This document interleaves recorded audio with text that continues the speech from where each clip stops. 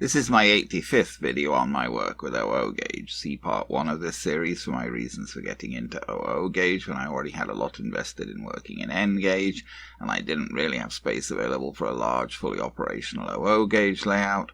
Also see my lengthy series on my N gauge railway modelling for smaller and more complex scenery and smaller scale trains running. This part deals with creating a couple of greenhouses and a couple of cold frames for my Hornby layout from the Wills SS20 greenhouse and cold frames plastic kit and Hornby's Skaledale greenhouse R8682. I did preview these items in part 79 when I brought them back from British Model Trains in Cambridge, Ontario a couple of weeks ago.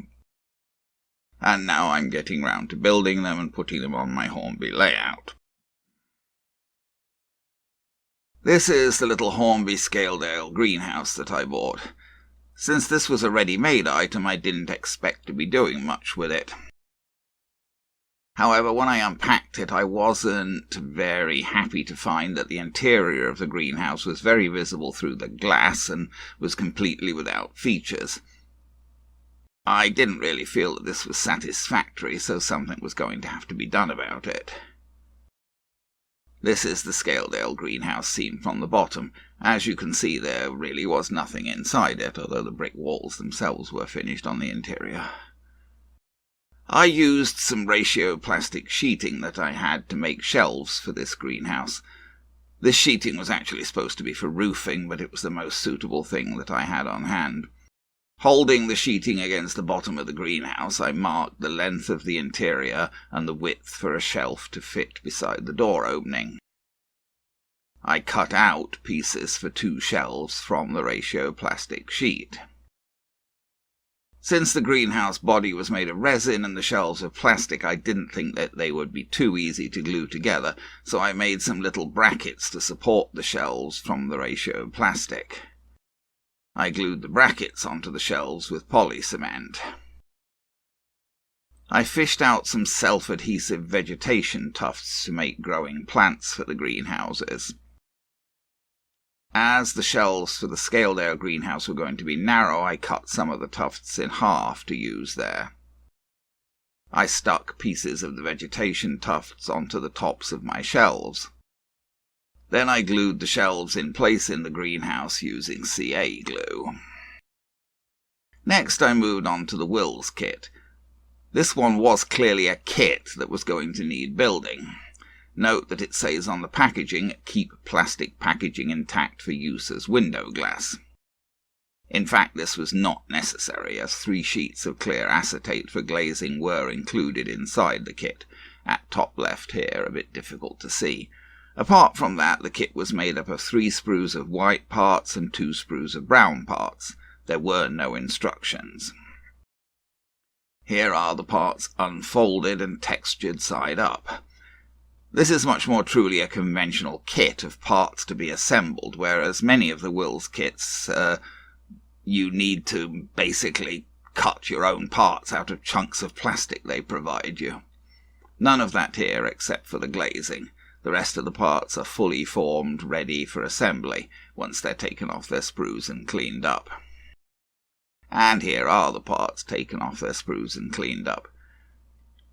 The parts were very well cast, with only a tiny bit of flash on one of the greenhouse ends. The parts were also easy to take neatly off their sprues. Given that there were no instructions, it did take a bit of thought and a bit of experimentation to figure out how the parts should go together. For these cold frames, for example, should the base go above or below the ridges in the sides? Well, there seems to be no advantage to having the ridges show above the base, so I put the base on top of the ridge. And how should the sides fit to the front and back? Well, given their relative lengths and the size of the bases, it appeared that the sides were intended to fit in between the front and the back, although actually they didn't quite fit properly together that way either. Here I've got the back and sides of one frame assembled, with the base sat on top of the ridges in the back and side. So far so good. But if the sides were joined to the base, the front was too long to fit. It stuck out beyond the sides.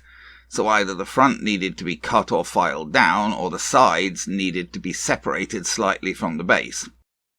I went with the latter, actually, joining the sides neatly to the unmodified front and allowing the sides to part a little from the base. Here I'm just trying the top on, but it's not glued in place and not glazed yet. The order of doing things gets fairly critical here. I didn't want to attach glazing to the parts until after I'd finished any painting and weathering the parts, so I wouldn't mess up the glazing. But I needed to cut the glazing pieces to the right size from the glazing sheets before assembling the parts, as it would have been difficult to determine the exact sizes required after the parts were assembled. Here I'm just starting my basic process of making the glazing parts by holding the frame against the sheet and using a marker to mark where I need to cut. This needs to be pretty precise as the frames are so thin. If you cut the piece a millimetre too big or a millimetre too small, it won't work. Here I've cut 2 glazing pieces for the tops of the 2 cold frames. I masked the bottoms of the cold frames as I wanted to spray paint the brick sides, but I didn't want that colour on the base. This actually turned out to be a waste of time, as you'll see. I went on to cut glazing pieces for the greenhouse sections. Here I'm marking the size for a glazing piece for one of the greenhouse sides. The ridge on the side is for mounting the interior shelf, so the glazing needs to terminate clear of this. Here I'm marking the glazing piece for the front of the greenhouse. Once I'd made glazing pieces for all of the sections, I started to assemble the greenhouse. Again, in the absence of instructions, it wasn't really clear whether the front should be joined to the end or the inside of the side. I went with joining the front to the inside of the side, as this seemed to look better, and also it seemed likely to fit better with the roof pieces.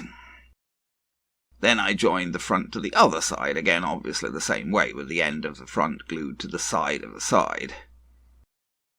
Then the back was joined, again gluing it in between the insides of the 2 sides.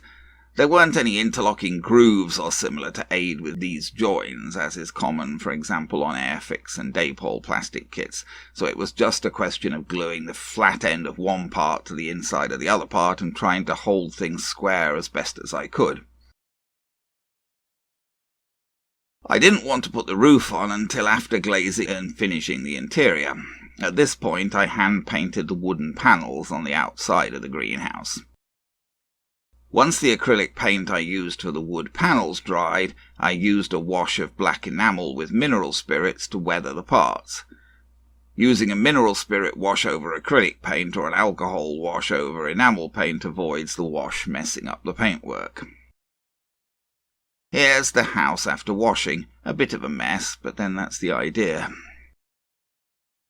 Here are the cold frames back from spray painting. Actually, I suppose I didn't really alter the colour all that much.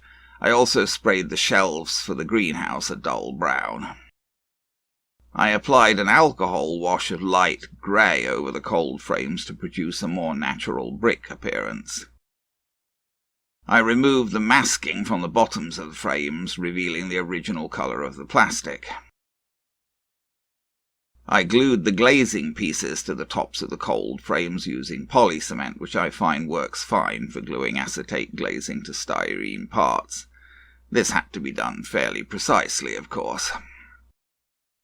I glued the painted shelves into the greenhouse, sitting on the ridges in the sides, and kept level by gluing the ends of the shelves to the ends of the house. Here I'm gluing the glazing piece for the back of the greenhouse in place. I decided the colour of the plastic wasn't good for the bottoms of the cold frames, so I painted them dark brown to look more like soil. Here I'm gluing the glazing piece for the front of the greenhouse in place. And here all of the walls of the greenhouse are glazed, although it's a bit hard to see. Here's another view where the glazing perhaps catches the light a bit more. These are the pieces for the roof of the greenhouse. They were very thin and tended to warp and didn't like to lie flat, which made gluing the glazing pieces to them particularly tricky.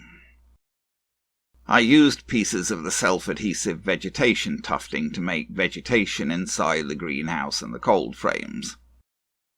Then finally I glued the roof pieces of the greenhouse in place. I think I've put the pieces together in the way they were intended to go, though it's hard to be entirely sure. I guess it's a slightly messy and rather overgrown greenhouse, but it looks reasonably convincing to me, although I must admit I'm not a gardener. Finally, the tops of the cold frames were fixed in place. Here are the 2 greenhouses as finished. And here's everything on the bench. The Wills greenhouse and cold frames went into the garden of the White Cottage. The Skaledale greenhouse went behind the Plough Hotel. I suppose I really should make a garden path to the greenhouse door now. And this one could do with a path too, and perhaps an interior floor. There are the cold frames beside the cottage. And here's a final view of everything as far as I've got with it this time.